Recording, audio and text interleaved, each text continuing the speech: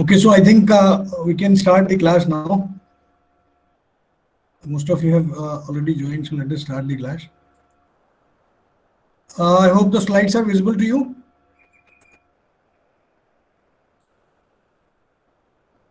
Yes, sir. Okay. So let us start from the same point from where we left yesterday.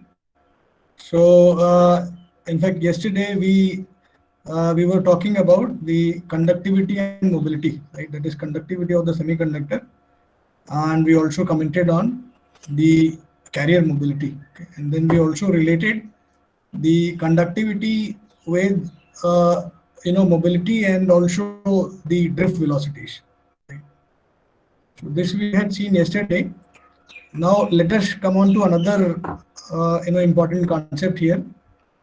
Let us consider for this. Let us consider we have a semiconductor bar, right? Let us say we have a bar of semiconductor. For example, this. Right? So this is, let us say, a semiconductor bar. Now to this semiconductor bar, let us also apply an external bias, right?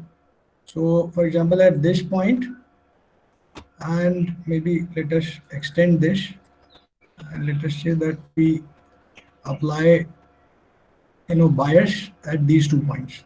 Right? That is positive bias here, and negative end of the battery goes over here. Right? So we apply an external bias through this external circuitry.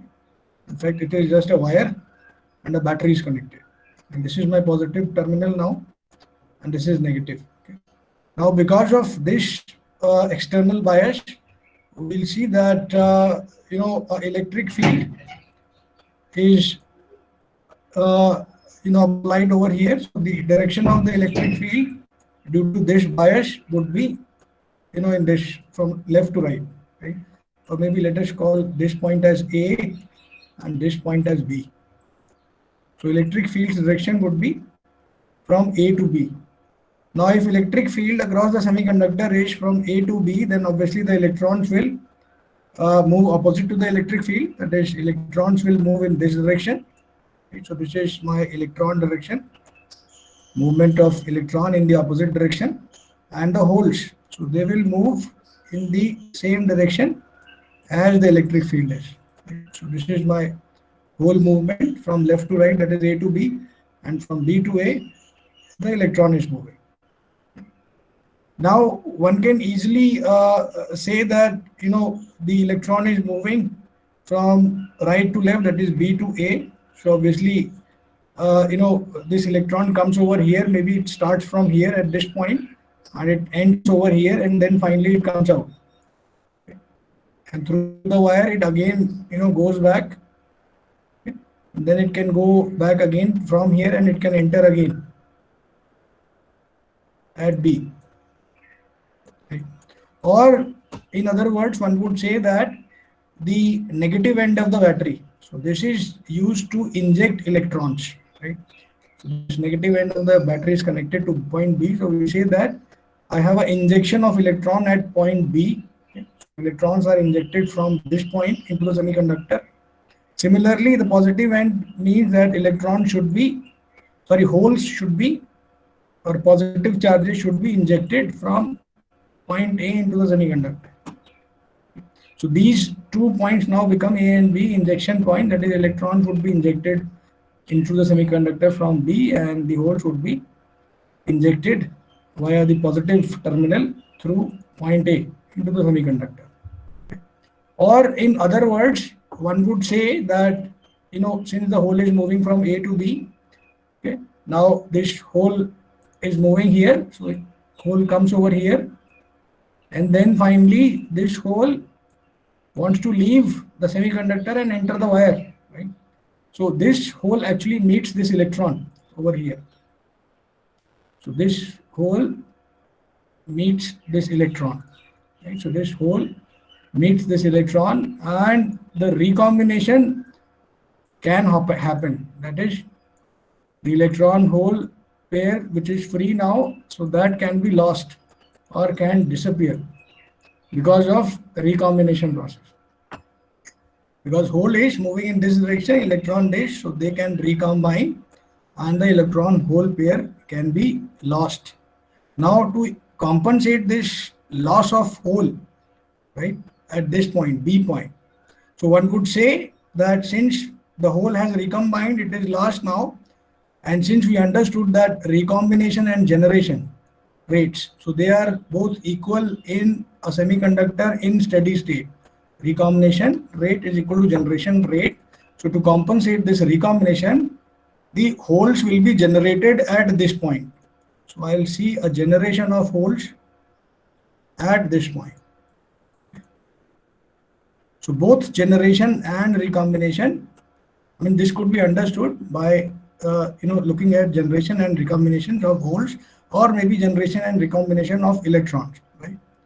So since in a steady state, we understood that the carrier concentration, that is the equilibrium carrier concentration, so that the product of that is holes and carriers at equilibrium, so that should be equal to square of the intrinsic carrier concentration. So this is what we had read some time back, that is equilibrium carrier concentration, that is electrons and hole, the product of them at equilibrium. So that should be equal to the intrinsic carrier concentration, square of intrinsic carrier concentration. Now to maintain this situation, that is to maintain this equation, rate of recombination should be equal to always rate of generation. Okay. Why? So let us assume that because of some reasons, now this product N and P, the product of N and P, now let us say this is greater than Ni square. So because of some reason, my product of N and P is greater than Ni square, right? To meet now this situation, that is this equation, okay, that is equilibrium hole and electron concentration product should be equal to Ni square. So to meet this, okay, what will happen here is that recombination will start. Okay, so recombination process will come into picture because the product of hole and electron in steady state has now become greater than the square of intrinsic concentration, and we have to meet this requirement. So recombination will start in this situation. Similarly, if somehow the product of hole and electron, so that becomes less than Ni square. Okay. Now in this case, generation will come into picture. Okay. Generation will start just to maintain the steady state or equilibrium carrier concentration, that is this, and N naught P naught is equal to Ni square. Now in a semiconductor in steady state, the generation rate is always equal to recombination rate. Okay.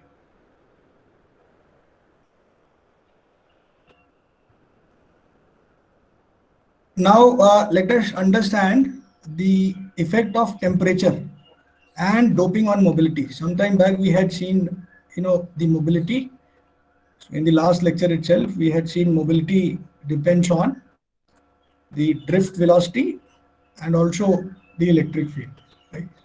And also then mobility also depends upon the carrier mean free path and also the effective mass, right? So these factors were responsible to decide your mobility. Now this mobility can change because of temperature, right? So temperature may have a reasonable effect on mobility. Okay. So again, let us go back here, and one can see that if you raise up temperature, the electrons become more energized or carriers become more energized. So they move at a larger speed, and then the probability of collision is more, and mean free path, that is T bar, so that also becomes small. So obviously mobility will also become small, right? So that is when temperature increases, so mobility should reduce, right? Okay. Now mobility also depends on doping. Okay. So for example, if a semiconductor is heavily doped, so obviously if it is heavily doped, that is impurities are more in the semiconductor, so there are more chances of collisions or scattering due to collisions because of impurities. Right? So doping will also affect the mobility.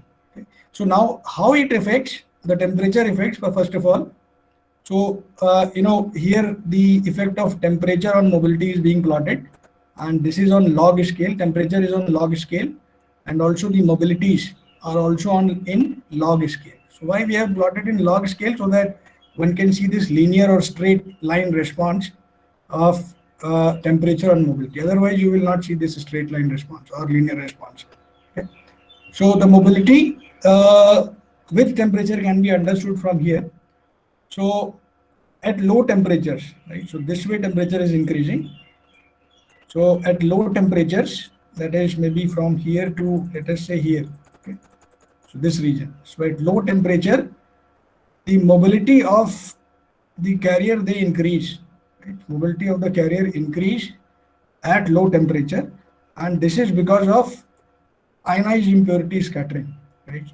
So because of ionized impurity scattering, the mobility of the carrier increases, right? So ionized impurity scattering means, ionized impurities means charge impurities, and these impurity could be dopants, right? Dopant atoms could be these impurities, and since these are ionized or charged, so if a slow moving carrier collides with a charged particle, so there are chances that it will gain speed. Okay? That is the velocity. So that will be more. So let us say I have a carrier or maybe an electron which is coming with a slow speed, because at low temperatures, so obviously thermal velocity will be small at low temperatures. So this is coming, and now it meets a ionized particle, maybe a positive ion or a negative ion it meets. Now when it meets a positive ion or negative ion, that is ionized impurity, it can scatter at a very high speed. Right? So whenever it collides with a charged particle, it can scatter at a very high speed. Right? So velocity increases, so obviously the mobility of the carrier would also increase.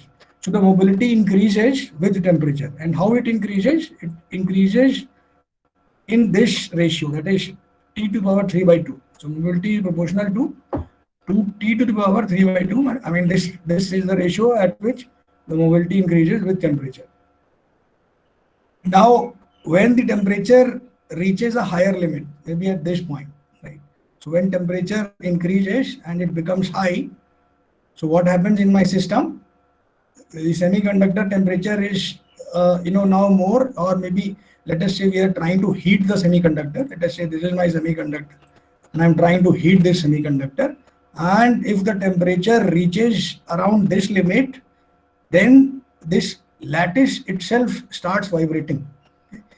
That is, the crystal lattice starts vibrating at high temperatures, and because of these lattice vibrations, again the carrier which was coming, this collides with the vibrating lattice, and again it scatters and it loses its speed now.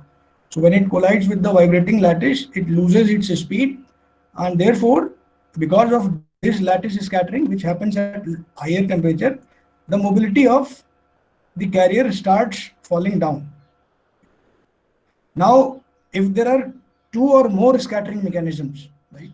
So if there are two or more scattering mechanisms in a semiconductor, then the overall mobility of the carrier can be found by simply this relation. That is, how much the mobility is affected by first mechanism, then how much mobility is affected by second mechanism. So the overall mobility can be found by the the summation of the inverse of the mobilities by the different mechanisms. Okay. Now this lattice vibration, okay, lattice scattering due to lattice vibration, so this is also called phonon scattering.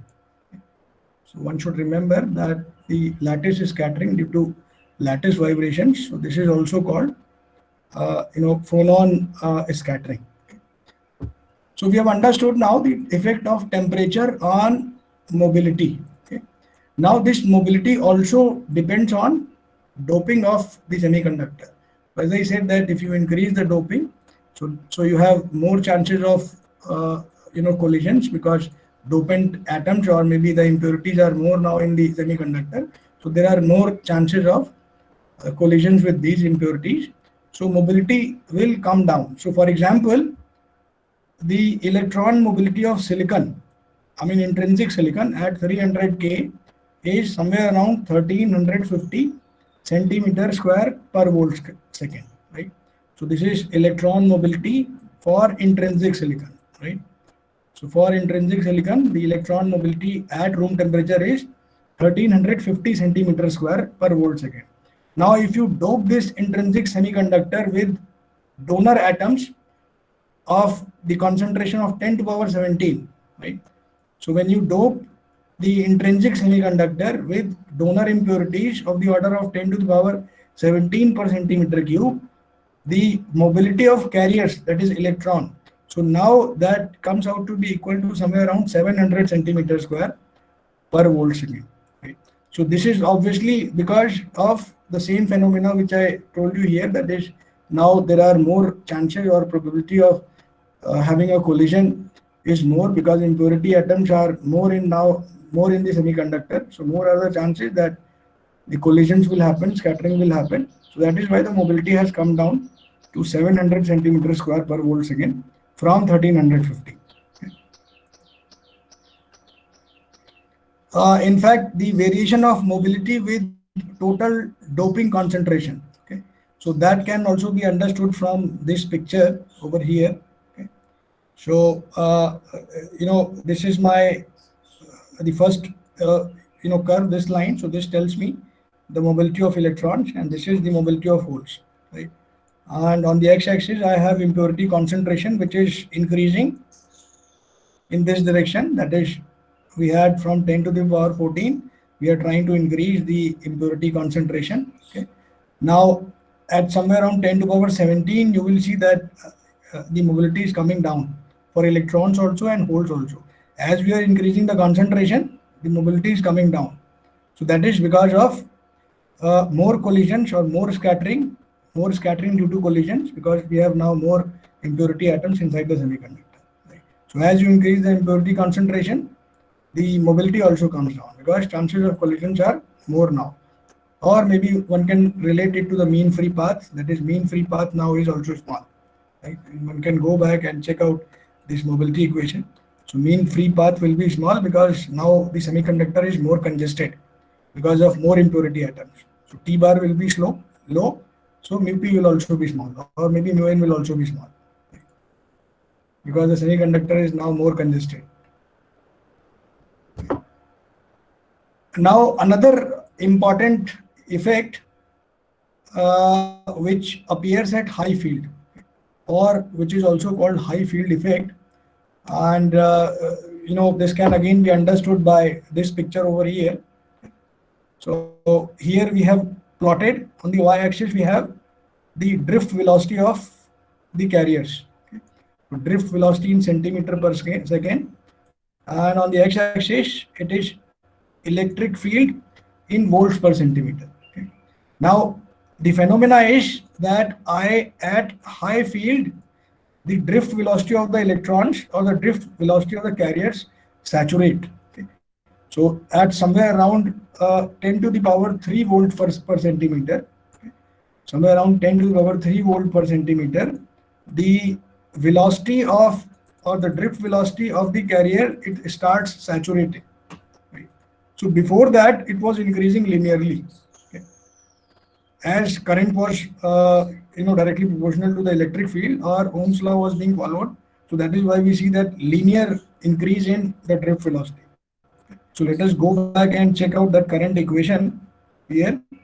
So here the current is directly proportional to the electric field. That is, you increase the electric field, the current will also increase, right? Because Ohm's law was being followed up to a point where the electric field becomes very large. It is somewhere around 10 to the power 3 volts per centimeter.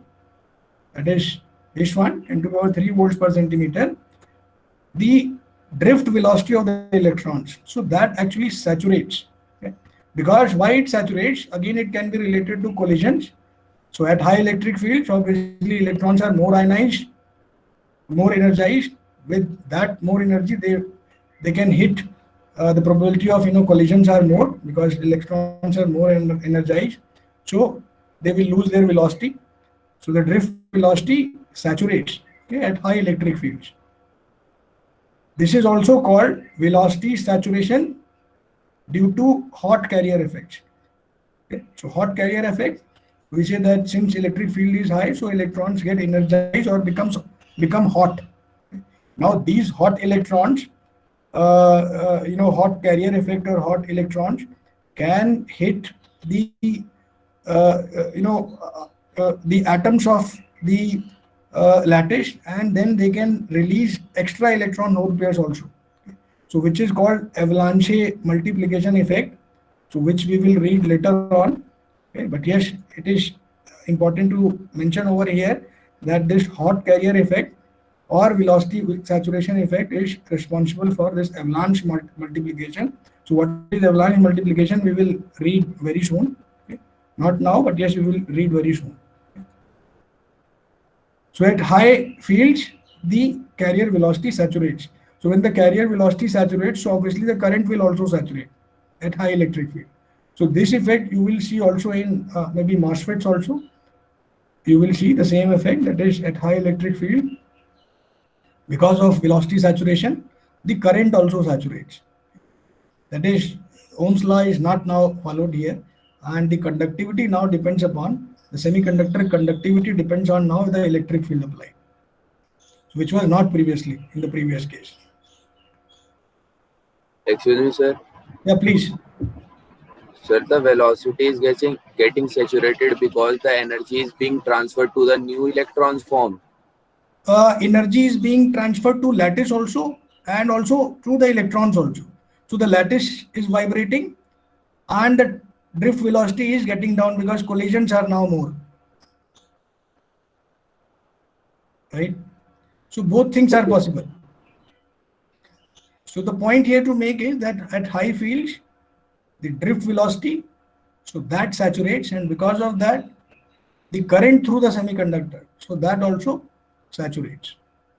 So in fact, we'll talk about this hot carrier effect or velocity saturation effect in detail when we talk about the field effect transistors. Now let us also talk about another important effect, and that is called the Hall effect. Okay. So now let us talk about this effect, that is Hall effect. Okay. Now let us consider again a semiconductor bar. Okay, or maybe I'll use another screen over here. Let us say, yeah, so let us say we have a semiconductor, okay, and let us say in this semiconductor we apply some bias, and because of that bias we have an electric field generated, and the direction of the electric field is, let us say, in this direction. Okay. So obviously that means the electrons will be moving in the opposite direction. So let us say the electrons are moving in this direction. Okay. So current, so electrons are moving in this direction. So obviously current would be in the opposite direction, that is in the direction of electric field. So I say current is in this direction. Okay. And electrons are moving in this direction. Okay. Now to this system, let us say that we apply a magnetic field which is perpendicular to the direction of the motion of electrons. So let us say we apply a magnetic field which is perpendicular to the direction of the motion of electrons. So let us say we apply a magnetic field in this direction. So the effect of this magnetic field on the electron motion would be that the electrons will be deflected from their path. Since this magnetic field is in upward direction, so the electrons' path will be deflected. So maybe the electrons will move to this path. Okay. So instead of moving this way, the electrons will be deflected and they will start moving towards this edge of the semiconductor, right? And if they are moving to this edge of the semiconductor, now the negative charge, because of this movement, the negative charges would be collected or deposited on this side of the semiconductor. Now, because of the collection or deposition of the negative charges on this side, the opposite side of the semiconductor has a deposition of the opposite charges, that is positive charges. Okay. Now, because of these two charges appearing on the two edges of the semiconductor, you have an electric field appearing in perpendicular नहीं होनी चाहिए, आपने थोड़ा लगता है plane के perpendicular नहीं होनी चाहिए मैग्नेटिक फील्ड इसमें. magnetic field is perpendicular to the motion of electrons. So motion of the electron is, this is 2D picture. I'll just show you 3D picture also. Okay. So this is just a 2D picture. XY. We will have a Z, component also. So we'll talk about that, but let us, understand, in a very simple manner. Then I'll go back to the 3D picture also. Okay. So let us say we have a, charges which are appearing over here on the two edges of the semiconductor, and because of these two charges, the electric field will be, an extra field will be in this direction, that is from bottom to top. Okay, this electric field. Now, because of this electric field, the electrons which were deflected in this direction, they will not be deflected, because now this electric field will exert a force on electron which were being deflected, and the force will be applied in this direction, so that the actual direction of the electron, so that is maintained. So the electrons were moving in this direction, they got deflected to this direction because of magnetic field. Now, because of this deflection, I have an electric field established from bottom to top, and because of this electric field, these electrons which were moving in this direction, they will start moving again in this direction, because the force is exerted on the deflected electrons, and the force is from bottom to top. So because of this force, the electron will maintain their original direction. Now, the this field which is created, right? So the creation of this field, so this is called maybe this field is called Hall field, and the voltage across this edges which is developed, so this is called Hall voltage, and this field EY, so this is called Hall field. Okay. So this Hall field actually prevents the deflection of electrons, okay, so that the original direction of the electron can be maintained. Now let us understand the same thing, same phenomena via a 3D picture over here, right? So let us say that again we have a semiconductor bar, and let us assume now this time p-type holes which they are moving in the x direction. Yeah? So this is x, y, z axis, and let us say that in this semiconductor bar we have an electric field established. Already electric field is established, and the electric field's direction is in x direction. So the current due to holes is also in the x direction, right? So current due to holes is in x direction. We are considering holes now, not electrons. Okay. So electric field is in this direction, that is x direction. So the current is also in the x direction, and the holes are also moving in the x direction. Okay. Now let us say that we apply a magnetic field perpendicular to the motion of electrons. That is, we apply a magnetic field in z direction. Okay. In z direction, we apply a magnetic field. Okay. Now the effect of this magnetic field would be that the electrons which were moving in x direction, so now these electrons will be deflected. Okay. So now because of this deflection, sorry, not electron, these are holes, right? So this is current due to holes. So now because of this magnetic field, these holes which were moving along the x-axis, so now they will be deflected and they will move to this edge, that is A, okay, and they will be collected over here. So you have a collection of positive charges on A, this edge, and because you have a collection of now positive charges, equal and opposite charges will appear on the other side. So we say that negative charges, they appear on the other side, that is at B, right? So at B, I have negative charges appearing. Now because of these positive and negative charges, I have an electric field established, which is mentioned over here, EY. Okay? So EY is a field which is developed because of this process, and this EY, that is development of electric field, that is called Hall effect.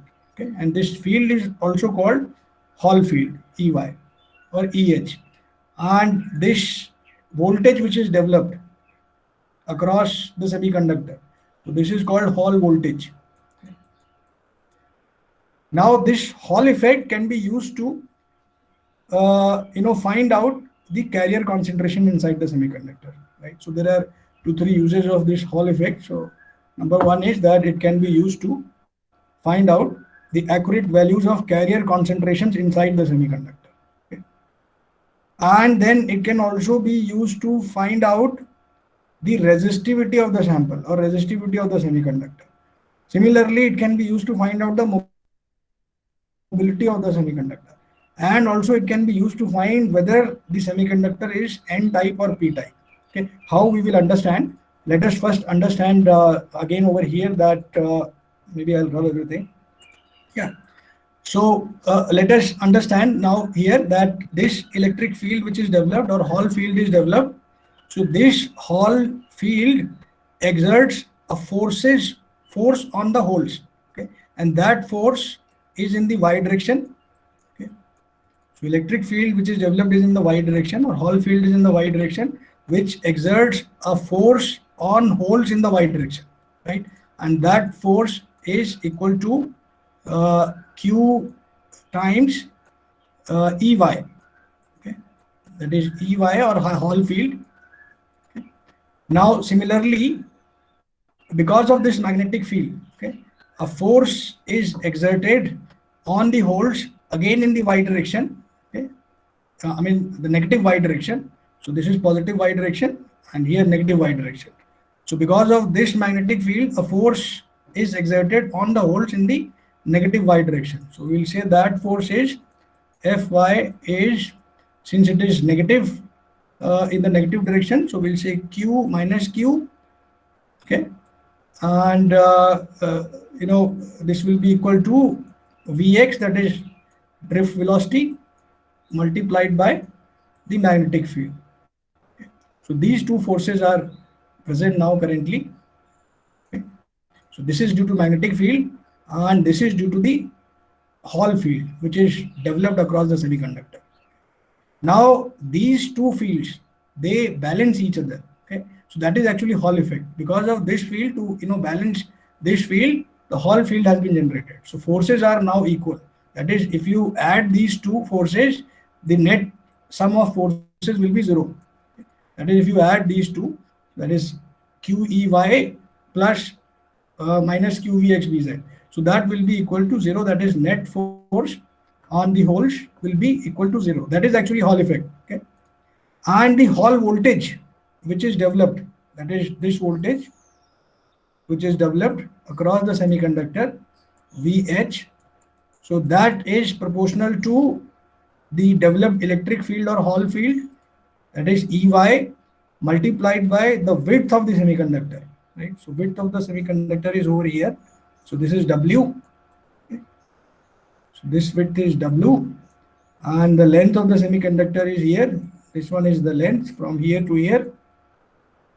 So this is length and thickness of the semiconductor is here. Right? So this is thickness. Okay. So the Hall voltage is equal to the electric field in y direction multiplied by the width of the semiconductor. Okay.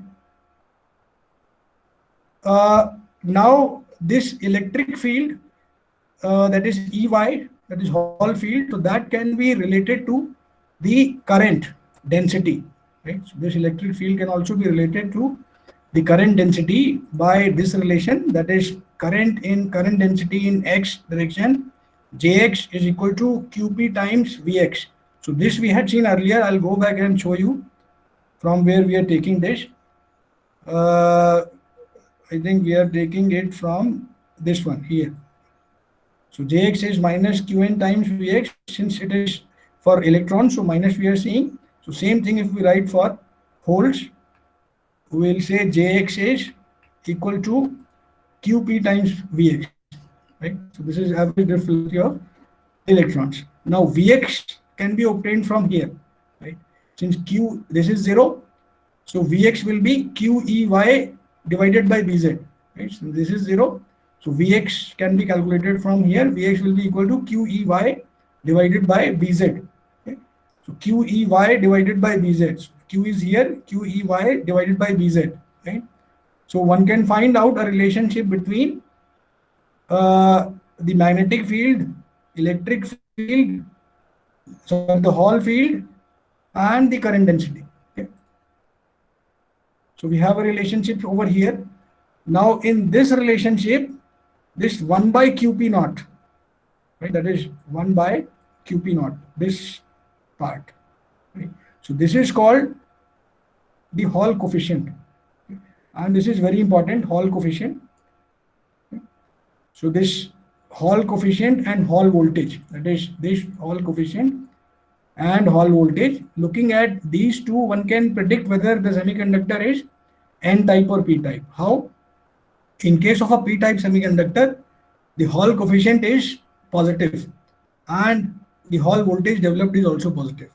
But for a N type semiconductor, the Hall coefficient is negative, okay, and the Hall voltage developed is also negative. So looking at these two values, that is Hall coefficient and Hall voltage, one can say whether it's a N type semiconductor or a P type semiconductor, right? So whether it's a N type semiconductor or P type semiconductor, so that can be found by simply looking at Hall coefficient and Hall voltage. Okay. Now, from this equation, this one can find out the concentration of holes per centimeter cube, P naught, right? So P naught, if I try to find out from this entire equation, or maybe from here itself, P naught can be calculated. So P naught is 1 by QRH, or if I use this, then it is Jx Bz by QEY. Okay? And Jx, that is current density, can be written as current Ix per unit area. Area is Wt, right? W multiplied by T, times Bz divided by Q, and Ey is, we have already written, Ey is from here VAB by W, right? Or the whole concentration becomes Ix Bz by Qt VAB. So whole concentration can be found if I can measure the current. If I know the magnetic field, how much magnetic field is applied, I can find out the current, and also I can measure the whole Hall voltage across the semiconductor. So from this, the whole concentration can be found. That is carrier concentration, maybe hole concentration or the electron concentration. Both can be found using this Hall effect. Now, apart from these two things, that is N-type, P-type semiconductor or carrier concentration, one can also find out the resistivity of a semiconductor, right? So since resistivity can be related to resistance and area of the semiconductor by this relation, that is R is rho L by A is Wt, area is Wt, right? So resistivity is R Wt by A, and resistance of the bar is the Hall voltage divided by the current. Not Hall voltage, I think VCD, the applied voltage, that is VCD, which was used to create this electric field Ex. So VCD, that is the applied voltage divided by the current in X direction divided by L by W2. So one can find out the resistivity of the semiconductor also, right? And not just the resistivity, one can also find out the mobility of the carrier also from the Hall effect, right?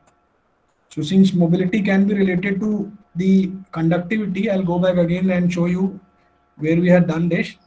So mobility was related to the conductivity over here, right? So this relation we will utilize here in the Hall effect to find out the mobility of holes. So mobility of hole can be found from this relation. This conductivity is inverse of resistivity. So one can find out conductivity from resistivity, okay? And Hall coefficient can also be found, or maybe the concentration of holes can be found. And from this, one can find out the mobility of holes, or maybe mobility of electrons also can be found, right?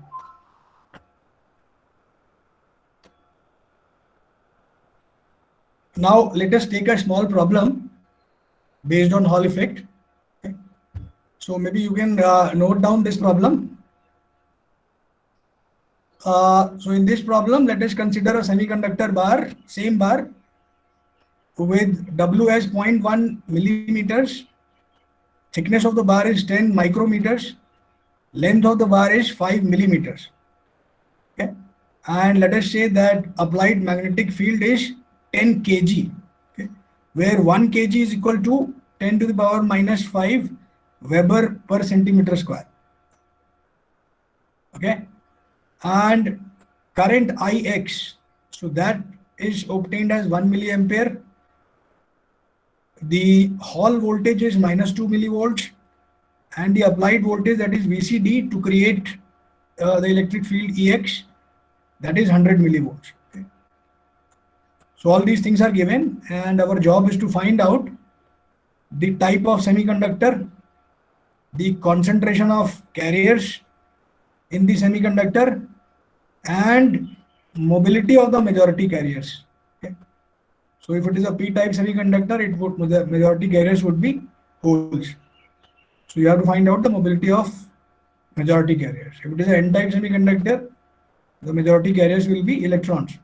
Okay. So you will decide whether it's a n-type or p-type by looking at the Hall coefficient's value, or maybe the Hall voltage. Okay. Yeah, please find it. So let's say 2 minutes.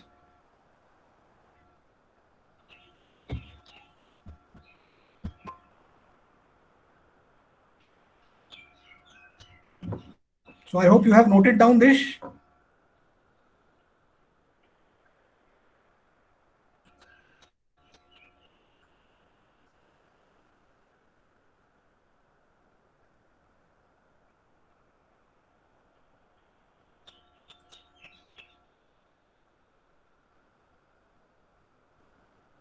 Or maybe I'll go back and show you all the relations. So maybe you can write down all these things. So whatever is sir question required. Display कर दीजिए पहले. Okay. So please note it down quickly.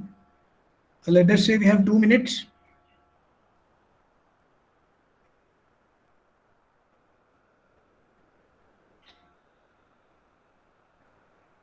Okay, let me put some light on this. So BZ, that is the magnetic field. So that has been given to you as 10 kg, and 1 kg was, I think, 10 to the power minus 5 Weber per centimeter square. So you see that the magnetic field in Weber per centimeter square is 10 to the power minus 4 Weber per centimeter square, right? And from the sign of VAB, right, that is the Hall voltage. So this is negative. And as I told you that if it is negative, it's a n-type semiconductor. If it is positive, it is a p-type semiconductor. So one could easily see that since VAB is negative, the majority carriers are electrons, okay, or it's a n-type semiconductor. So you will find the concentration of electrons. Okay. So concentration of electrons can be found from this relation.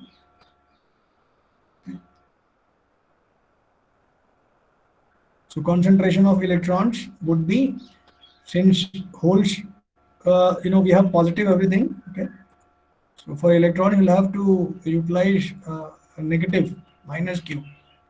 So N naught, that is concentration of electron, can be found by this relation, Ix Bz by Qt. T is the thickness, okay, multiplied by VAB. Okay. So you put in all these values are given to you. Ix in milliamperes, Bz is also given, Q 1.6 into 10 to the minus 19, then VAB, so that is also given to you. So it comes out to be equal to 3.125 into 10 to the power 17 per centimeter cube. Then the next job is to find out the resistivity. So that can be found from this formula, or VCD by Ix L by W2. So all things are given to you. VCD is also given to you. VCD is 100 millivolts. Ix is also given. L is also there. WT is also there. Just put in these values, you get this as answer. Then mobility of electrons. So one can utilize this relation. Resistivity is already known to us, 0.02 from here. Okay. And then Coulomb Q charge is also known. N naught, so that is also known from here, 3.125. and then the mobility comes out to be 10,000 centimeters square per volt second.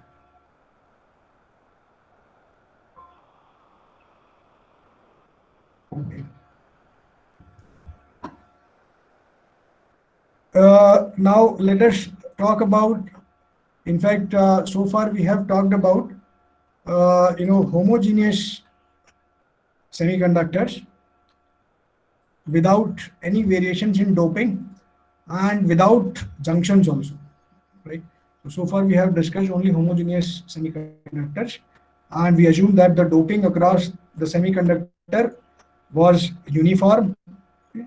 It was not varying. Okay? Now let us discuss the junctions of the semiconductors, or maybe let us say that I have a material 1 connected to material 2, right? Let us say material 1 connected to material 2, or both are joined. Let us say I have two materials, M1 and M2, they are joined, and these two materials can be dissimilar semiconductors, right? That is, they could be either, one could be silicon, other could be germanium, for example. Okay? So it could be two dissimilar semiconductors, or it could be the same semiconductor, that is silicon or germanium or anything, and it may have two different regions, that is N type it may be, or it may be a P type regions, right? So it may be either two dissimilar materials, or it may be same material with two different type of regions connecting each other, or even it could be a metal and a semiconductor. Let us say a silicon and maybe silver. Right? So three things are possible. That is, it could be either a metal semiconductor, or N type and P type, same semiconductor, or maybe two different semiconductors. Right? So let us talk about the junction of such type of materials. Okay? Now, in these junctions, we have to,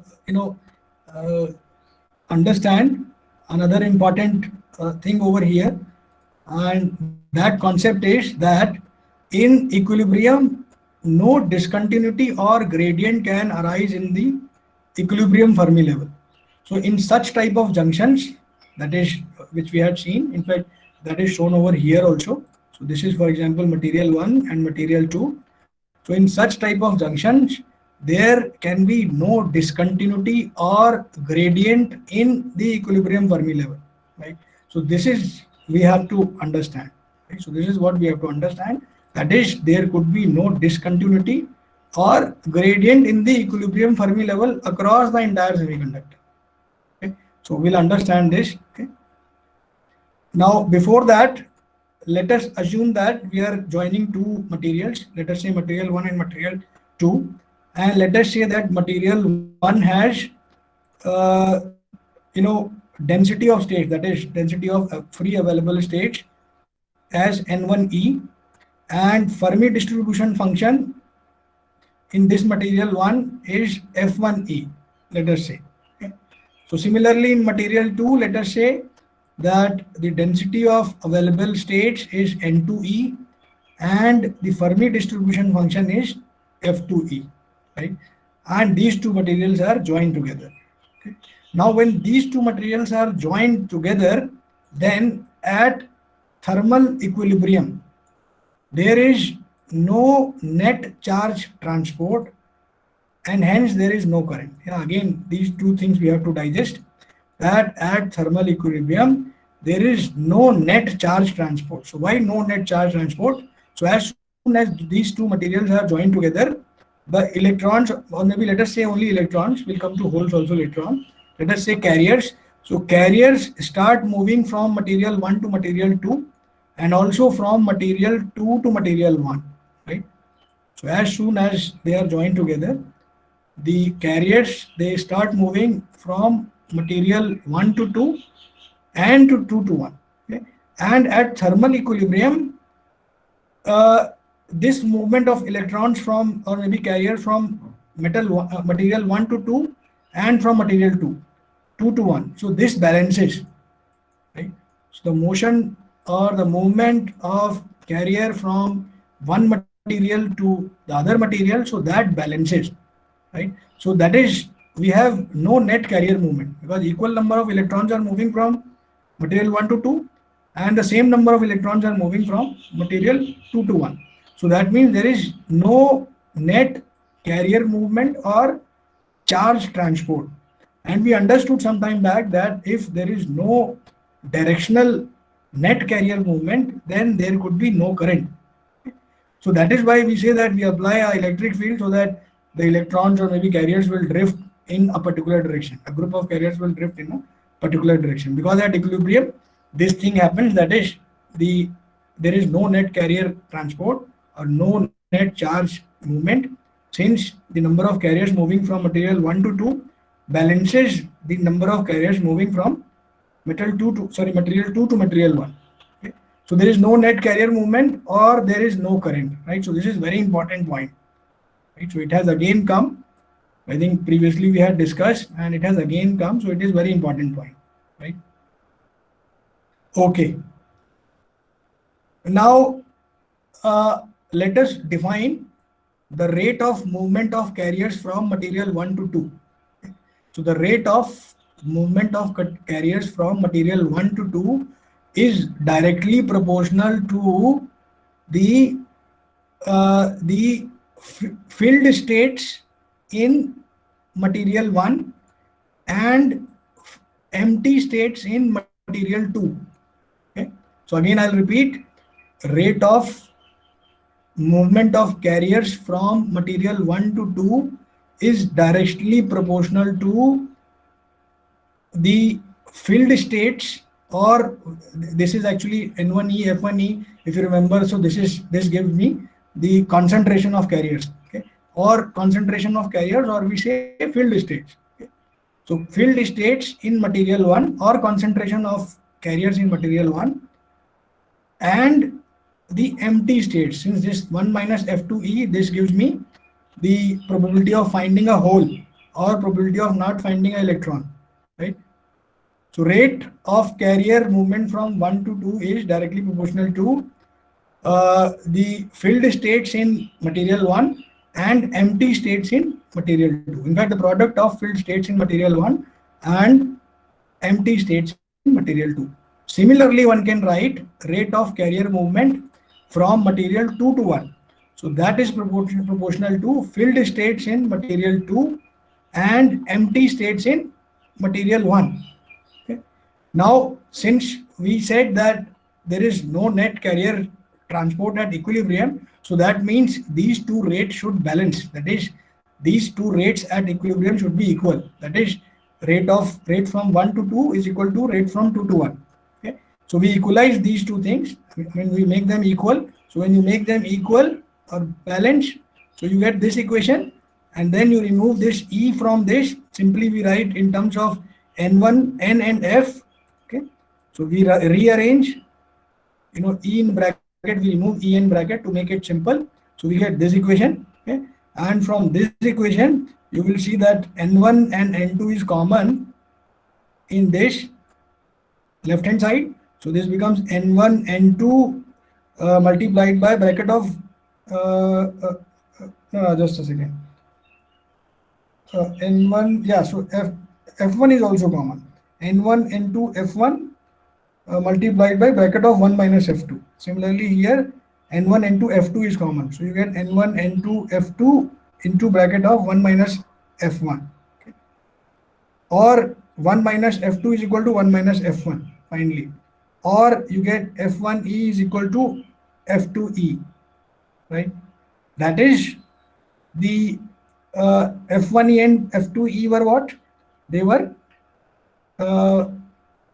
they were Fermi distribution, right? That is, Fermi levels also are same in these two materials.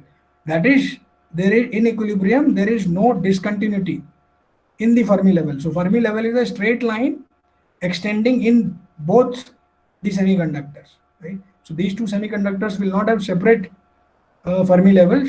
At equilibrium, they will have the same Fermi level, right? That is, there is no discontinuity in Fermi level. Okay? And also there is no gradient in the Fermi level, okay, at equilibrium because of this. That is, F1E is equal to F2E. That is, from here you will find that EF1, that is Fermi level in 1 is equal to Fermi level in 2. So that is why we see Fermi level as a straight line in both these two semiconductors. I mean, same Fermi level. Okay? That is happening only at thermal equilibrium. Okay? When the movement of carriers from one material to another balances. Okay? Or we say that there is no gradient in some, Fermi level. That is dEf by dx is 0. Fermi level does not varies with position x inside the semiconductor. It is a straight line. Right? So there is no gradient inside the semiconductor. So I think I'll stop here. The time is also over. If you have any queries, then you can ask.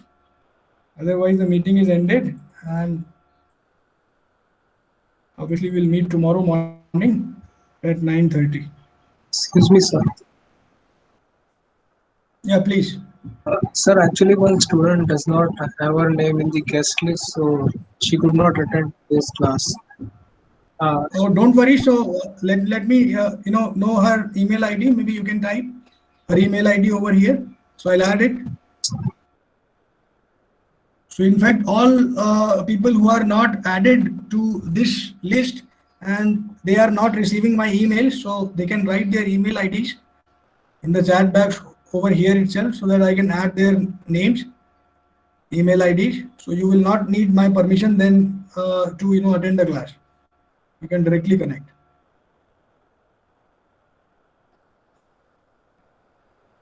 So can you type the email ID in chat box?